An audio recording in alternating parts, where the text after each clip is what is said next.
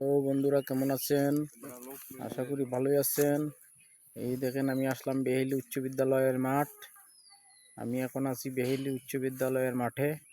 খুব সুন্দর জায়গা, স্কুলের মাঠ খুব সুন্দর। এই স্কুলের গেট, এই দেখেন এটা বন্যা আশ্রয় কেন্দ্র স্কুলের। 2022 সালে বন্যায় স্কুলে পানি উঠে যায়। খুব সুন্দর পরিবেশ, স্কুলের চারদিক সবুজ, ঘন সবুজ আর সবুজ, সুন্দর জায়গা।